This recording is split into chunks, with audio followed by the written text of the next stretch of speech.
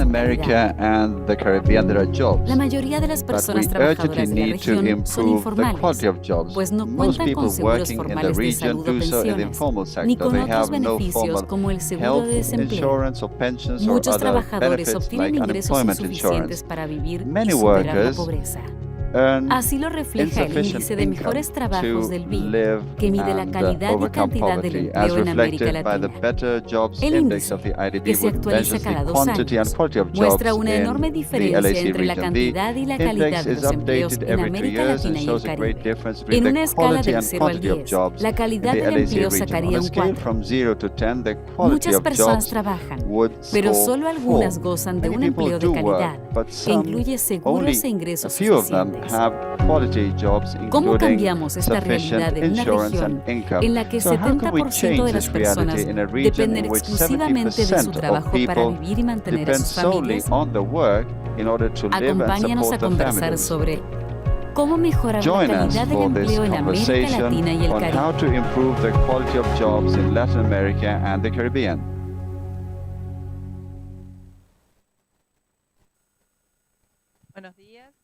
Good morning, and thank you for joining us for this conversation on the urgency of raising the quality of jobs in the region. Most people in Latin America and the Caribbean do work, but as we have just seen, most of them work in the informal sector, and many of them can't make ends meet. This is problematic in a region in which 70% of people depend solely on their own work in order to live and support their families. We can't conceive of having economic growth, reducing poverty and inequality, and becoming climate resilient in the LAC region without a substantial improvement in job markets, the quality of jobs, and of the human capital that will help us tackle these challenges. I'm Laura Ripani, head of the Labor Markets Division at the IDB. And thank you very much for joining us to reflect on this on the eve of International Workers' Day. Our Better Jobs Index, which every 2 years looks at the situation of jobs in the region in terms of quality and quantity, places job quality in the region at 41.2 on a scale from 1 to 100, which means that most jobs available in the region are informal, do not offer access to social security services, and pay insufficient wages, so they are not above the poverty threshold. This situation especially afflicts women and youth. In order to talk about the solutions available to change these circumstances, I'm joined by top-notch guests today. Carolina González Velosa, a senior specialist at our IDB Labor Markets Division. Welcome, Caro. Yuri Suarez, head of Impact and Sustainability at IDB Lab, the IDB Group Innovation Laboratory. Yuri is also the focal point for IDB Lab's climate change agenda. Welcome, Yuri. And Alessandro Maffioli, Director for Development Effectiveness at IDB Invest, the private sector solutions bank of the IDB Group. Welcome to you as well. So the same question for all colleagues. Let me ask you to go back to your childhood or youth and tell me about your first contact with the concept of a job, of employment. What was that job like? Did you think it was good? So, Caro, would you like to start? Thank you very much, Laura. And it is indeed a very interesting question. I do remember my first contact with work through the work of my parents. They had salaried, stable, professional employment, the sort of employment that lets the middle class invest in the human capital of their own families, which gives them peace of mind for the future. And of course, I thought that was good, among other things, because thanks to that employment, I had access to quality education, which in my country, unfortunately, is a privilege not available to all. Another thing I do remember that might be worth noting has to do with gender. We are talking about Cali in Colombia in the 80s and 90s, and the labor participation of women was much lower than now. My father worked in the transport industry, and he used to say it was a man's world, very few women in that sector. And my mom, on the other hand, really grew a lot in the food industry and made it to management positions in a male-dominated world, overcoming hurdles that were very explicit. And when I recall that, it fills me with optimism because I think there has been a lot of progress, at least in that particular sector in the job market. At least there have been culture and significant regulatory changes as well, which mean that I myself and women in my generation no longer face the barriers that my mother faced. So I'm very thankful to the men and women that helped change the situation of women in the labor market. Thank you, Caro. Thank you for sharing those experiences and also for bringing up a super important point, which has to do with gender gaps. Although we have made progress in the region, there continue to be significant gender gaps. The Better Jobs Index shows a 16% difference between men and women as far as the quality of work available to women is concerned. So there are challenges to be overcome. Yuri, would you like to tell us about your first contact with jobs? Absolutely. Quite similar to her experience. This has to do with my own parents. My mother from Panama was the daughter of migrants who went to Panama from Palestine and Spain. And basically, they were rural workers at the very beginning.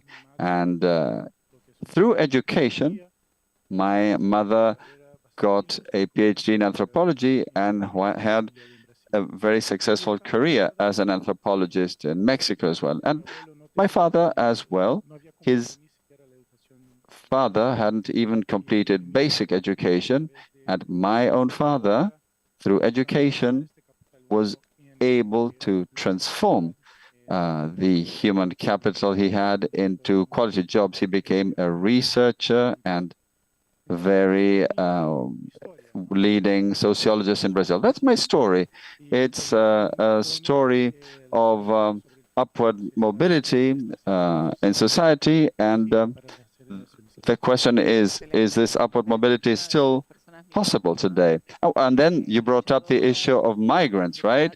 Very hardworking fighters that do all they can to overcome the barriers to have a quality life and jobs. Very nice story. Thank you. And Alessandro?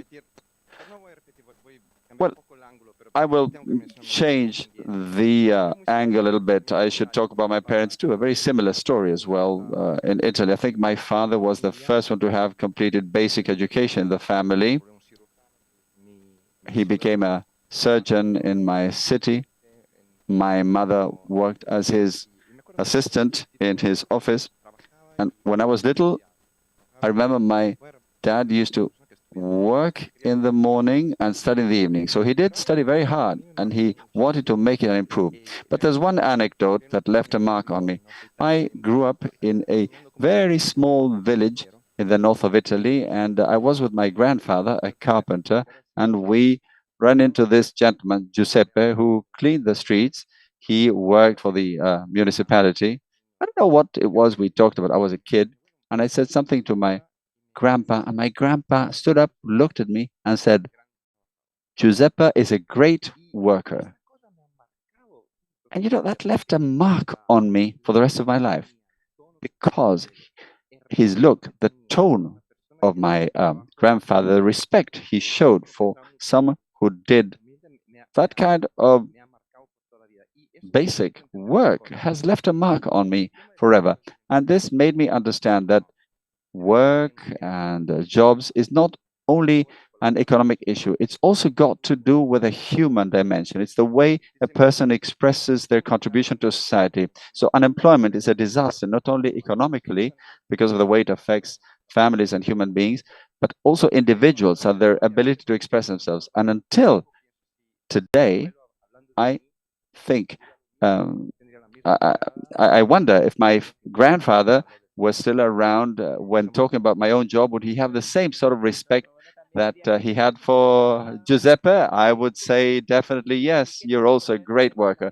And so nice of you to bring up the matter of dignity that is linked to work. Whatever job someone might do, they make a living, they want to help their family, and unemployment shocks are very major for families that see their income dwindle and may not have savings to fall back on and to live from day to day. So jobs are very important, as you've all noted, and the same goes for education with a view to advancing. So investing in education is also very important. So thank you very much for your stories. I love them. And Caro,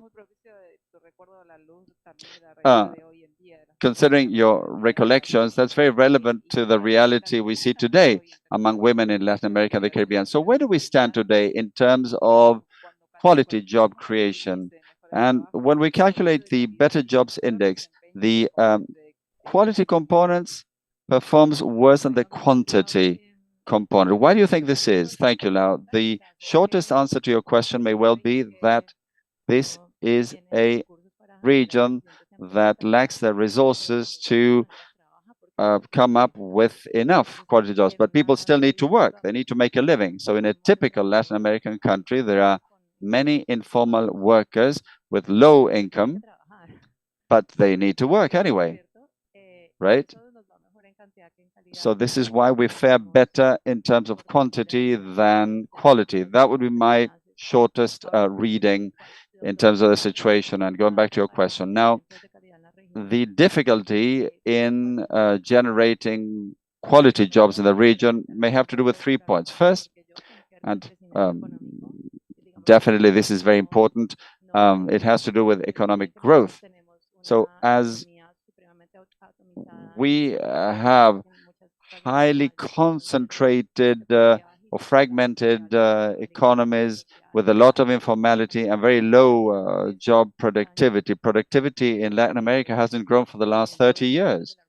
So our long-term growth is around 2%. So it's very hard, for us to have businesses and a dynamic, flourishing business sector, and for business to be able to pay salaries and social security. But even that is not it, because economic growth is a necessary but not sufficient condition to create quality jobs. We may also see situations in which countries do grow, but there is no formal job sector as such. There might be 5% of a difference in terms of how much more we should grow in terms of informality. We need to invest definitely in education, and we still have so many deficiencies and shortcomings in basic reading and learning skills among our workers, for example.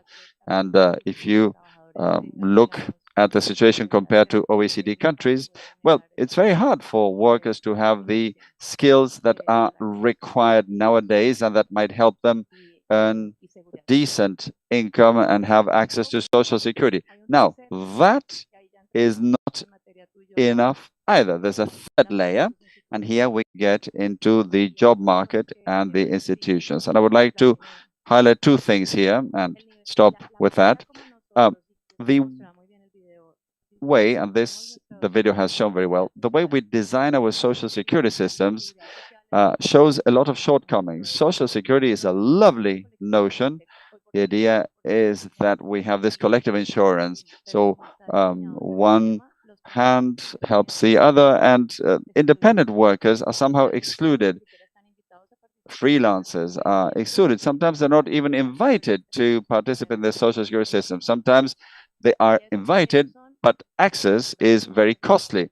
Think about rural workers or domestic workers, or Giuseppe in Italy.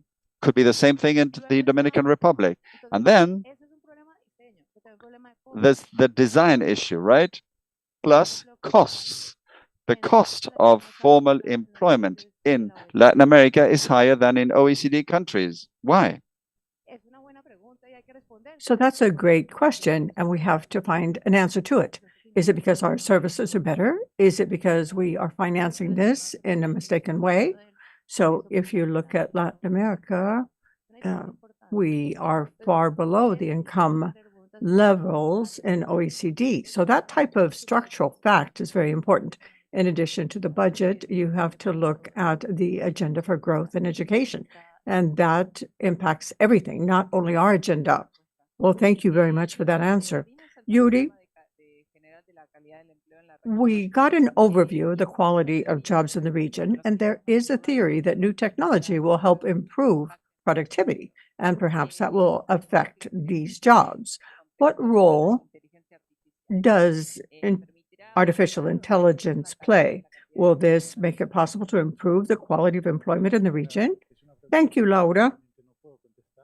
That is a question that I clearly cannot answer, but I can share some thoughts with you regarding what has happened in other technological advances.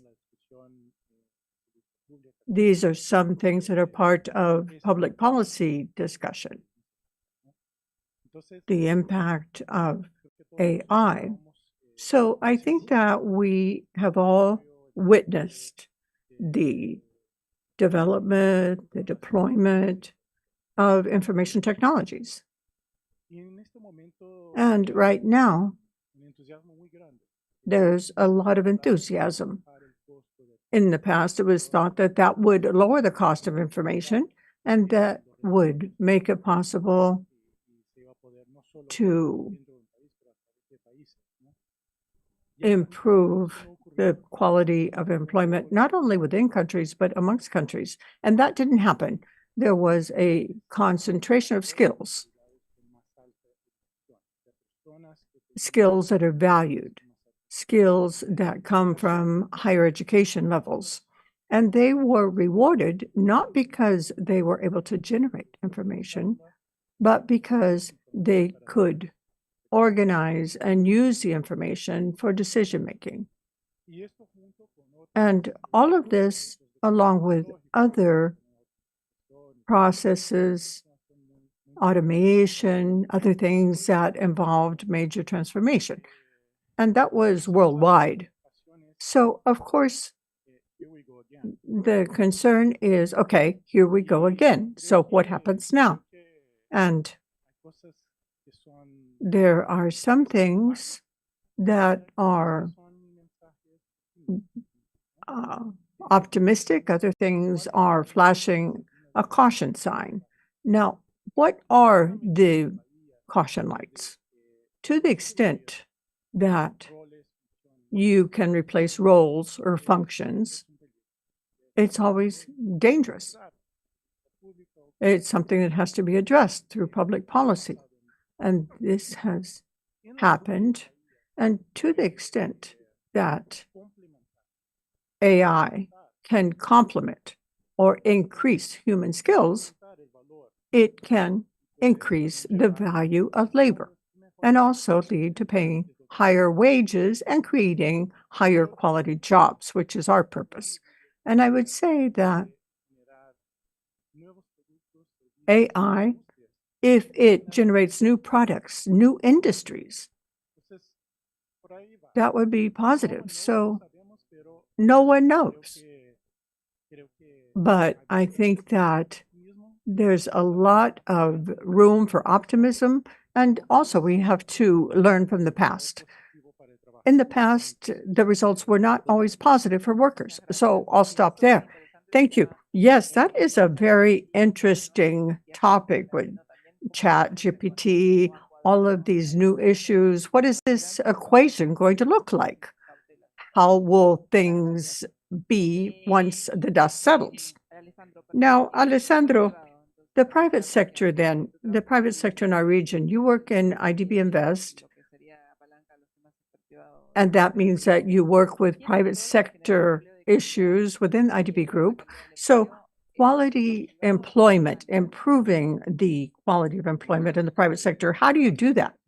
Well, that's easy because this has been discussed already to a certain extent. So yes, the private sector does have a role, and it's an important one in the region.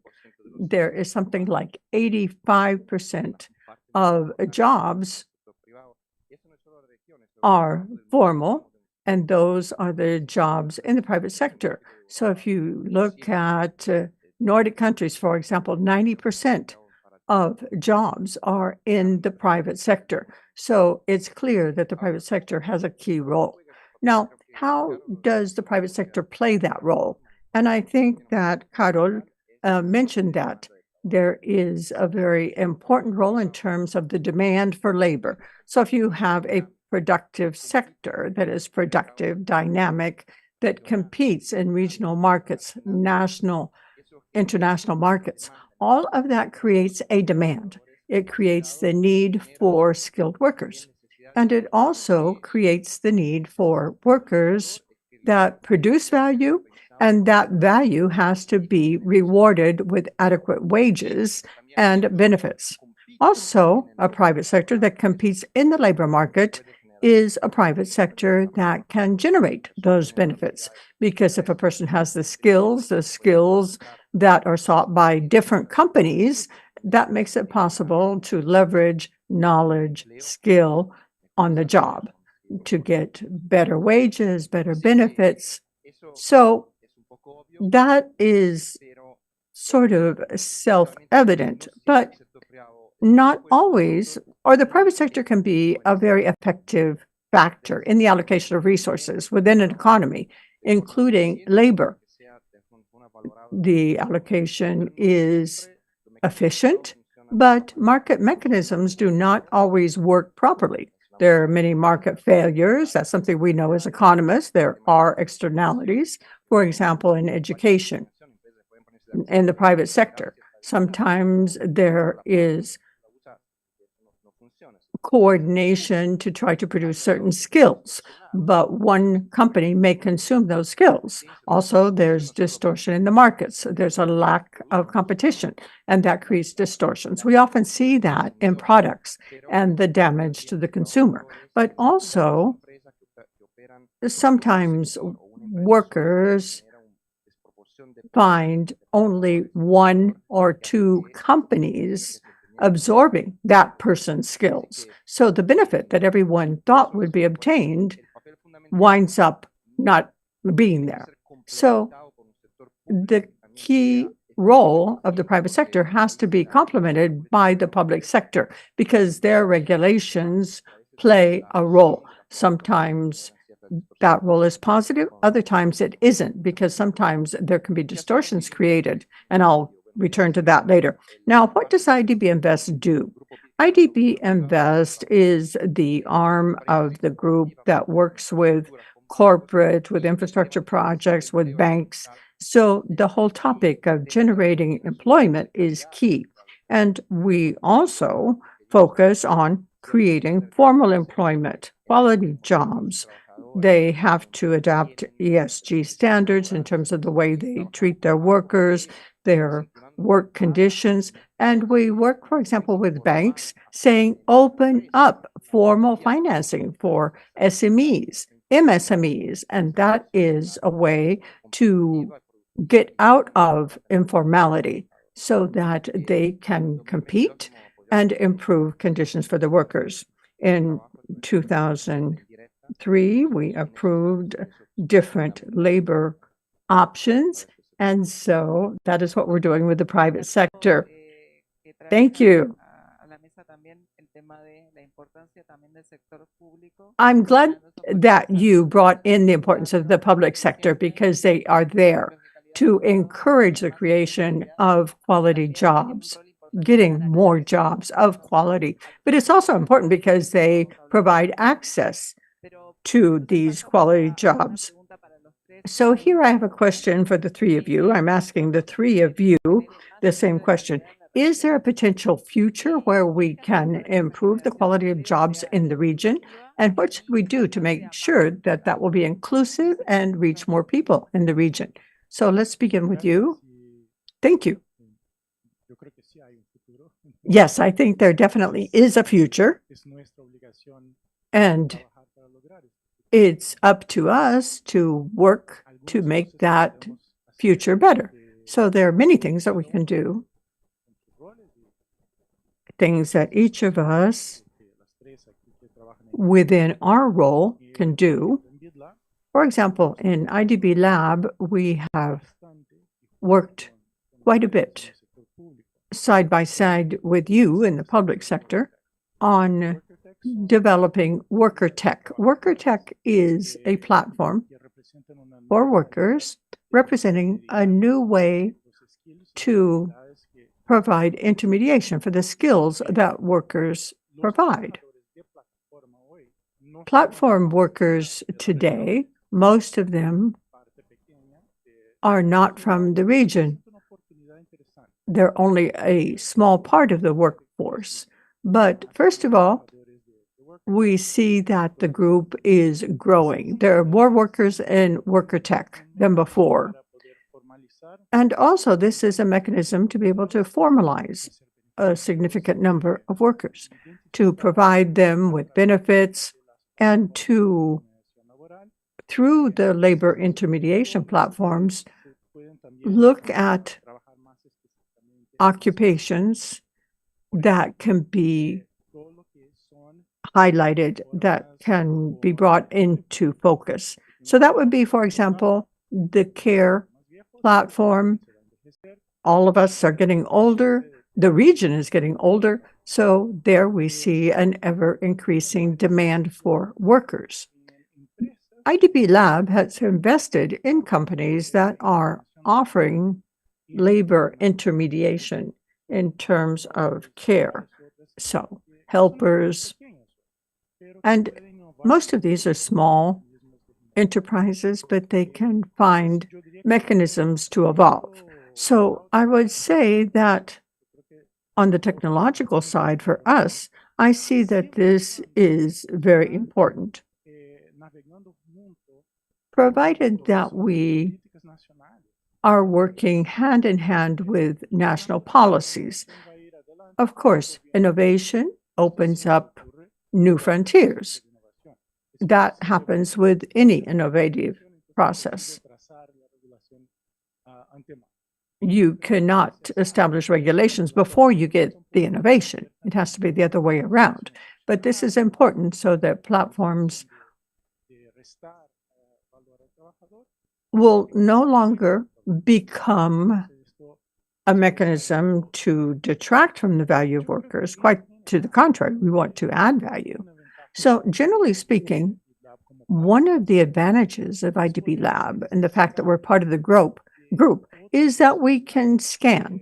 We can look for other possibilities within the technological sphere that can help create value added. And there, we talk about AI. We're scanning AI to look for ways to use it. But more than the ethical use of AI, I think that it is time to make specific investments, to invest deliberately in technologies, platforms, companies that are going to add value to labor. So I think that that is the whole thrust of our work. Just the other day, we were talking about worker tech, and I like the idea that the whole idea is to connect platform workers with services, with the types of insurance, so that they can mimic what a formal sector worker gets, where they have a whole package of benefits provided by the employer. But in the case of people who are self-employed, they do not have those benefits. So, Carol, tell us, is there a brilliant future out there for us? There's got to be a bright future. That's my answer. So, I would like to stress the importance of this, and something that we definitely need to bear in mind is that if you don't have more inclusive access to quality jobs and you continue to have systemic inequalities on the job market, there are two major costs in terms of the future of our countries. One has to do with social justice, of course. There's my mom's story, but also the story of so many other women in Latin America who are really getting a very bad deal in job terms. But there's also economic growth. Inequality on the job market also leads to other losses. I can see someone selling sweets out on the street, and that person could have had the talent of Leo Messi to play football or perhaps to play the violin, but we'll never find out because they never had the chance. So, job market inequality is a waste of human talent. That's the main input for us in terms of growth and prosperity. So it's also about growth, and I like to stress this. We need to focus on that, and also there was a point that Alessandra noted. It has to do with the job regulations, labor regulations, which are to a great extent designed to correct situations where workers might be at quite a disadvantage in terms of the negotiating power. This is a problem that has always existed.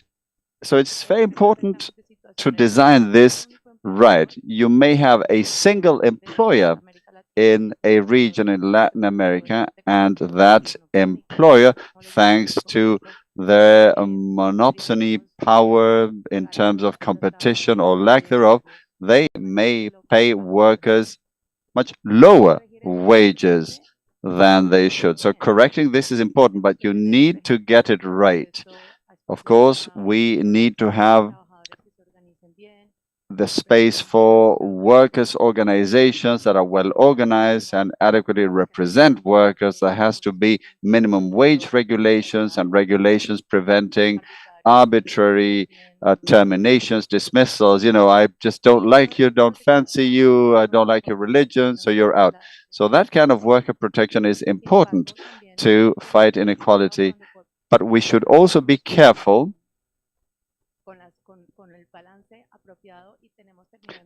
in terms of reaching the right balance. Otherwise, there might be undesirable consequences. Two examples.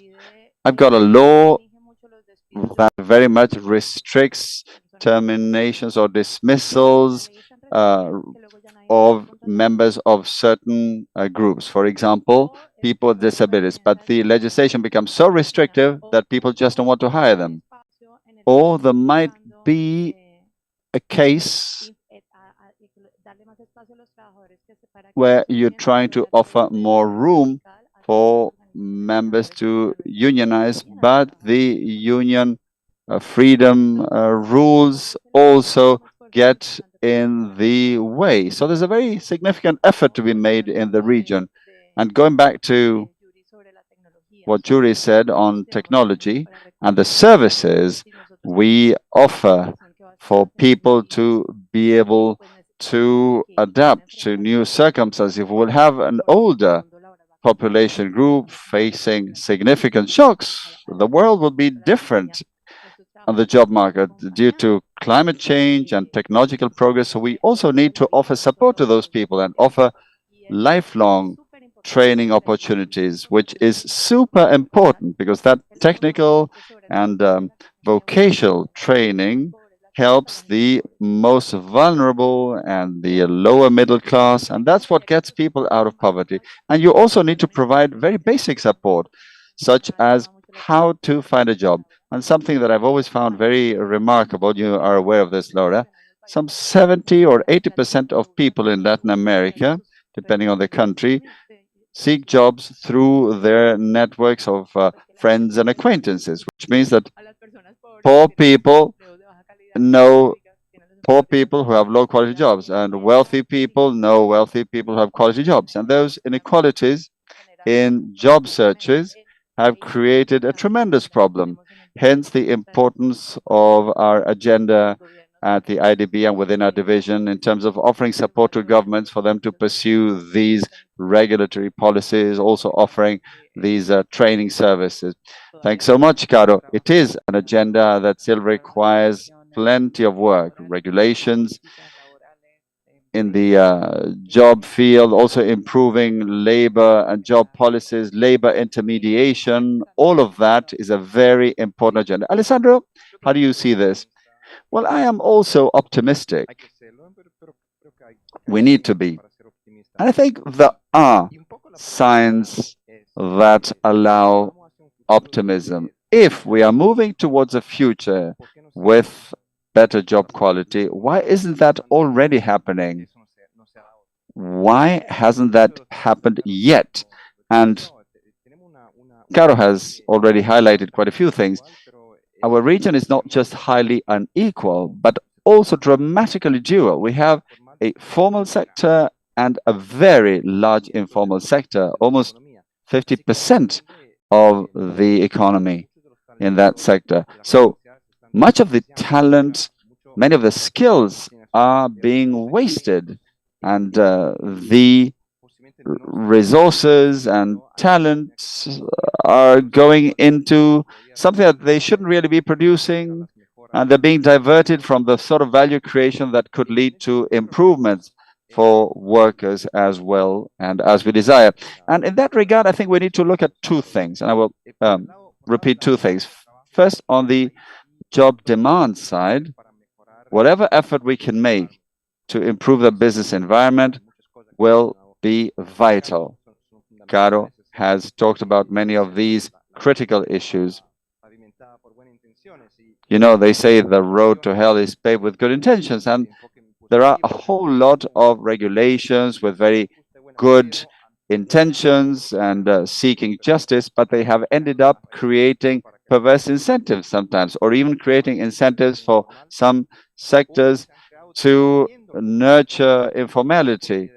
Or, you know, some sectors have received attention even though they need to transition, and the resources may need to go to other sectors that are more productive.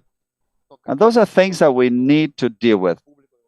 Nearly all of the public sector needs to reflect on this. And as Caro said, it's about striking this very delicate balance.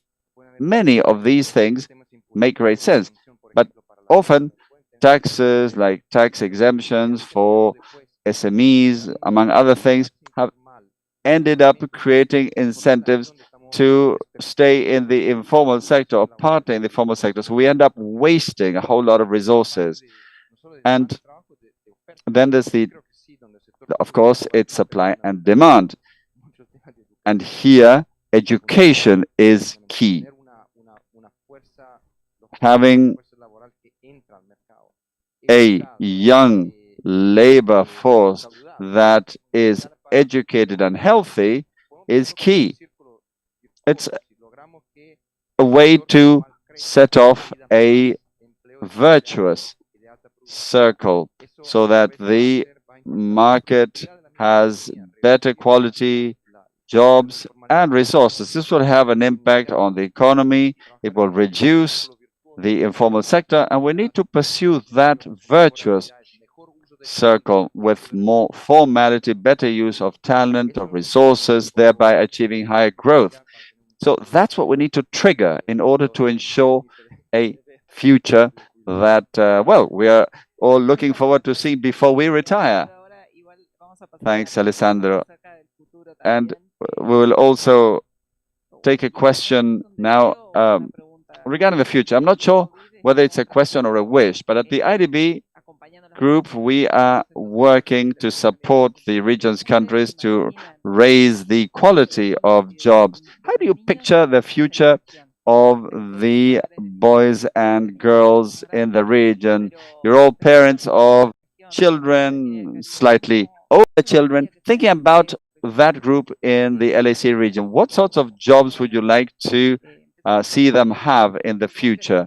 Caro, what would you like the future jobs of children to be like? I would like to go back to something Alessandra said. I thought was very nice. Quality jobs, according to our index, are measured on the basis of salaries and insurance, social security. That's the situation here. We're economists. We like to measure the things that are measurable. But employment, jobs also have a very important role in terms of the essence of individuals. And the occupational psychologists have documented this very well.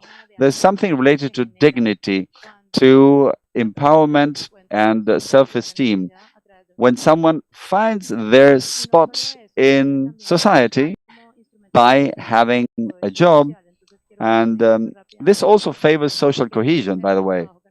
An example, very close to the work we do at the IDB.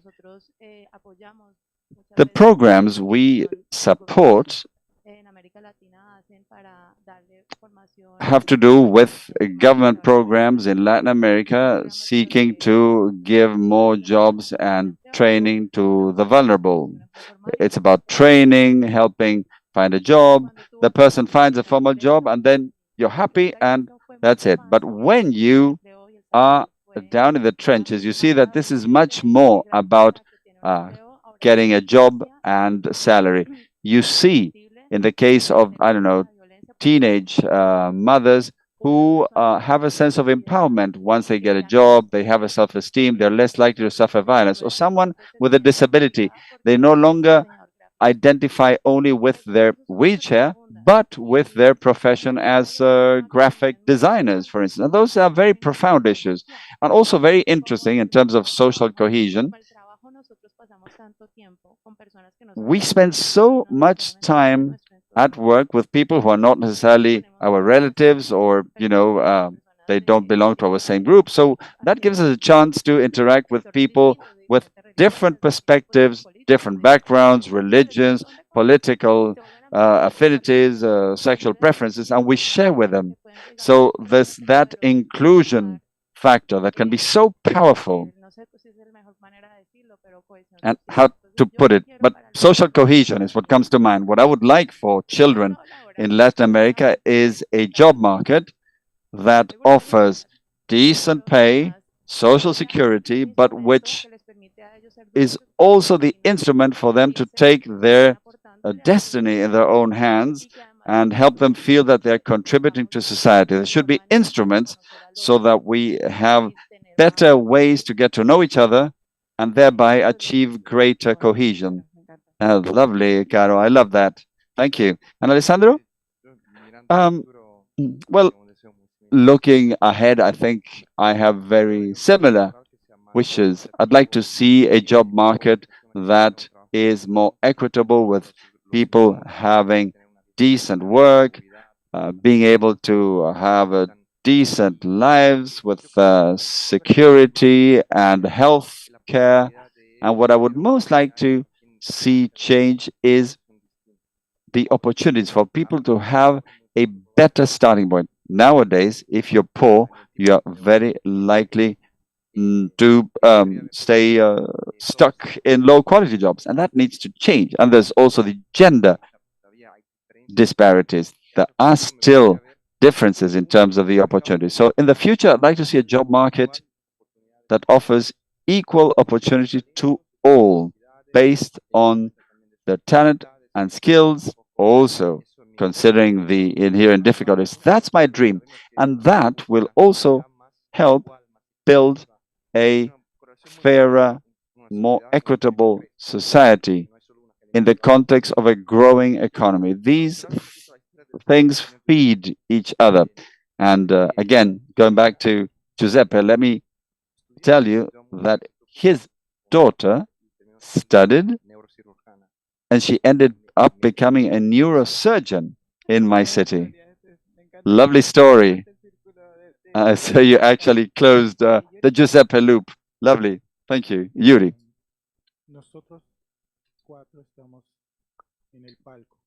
The four of us are up here on the dais, and as time goes by, we will no longer be here, but those young children will be up here. That's the way things go. So I really liked the emphasis on agency. What I wish for this generation is for them to be able to exercise that agency and build their own dais.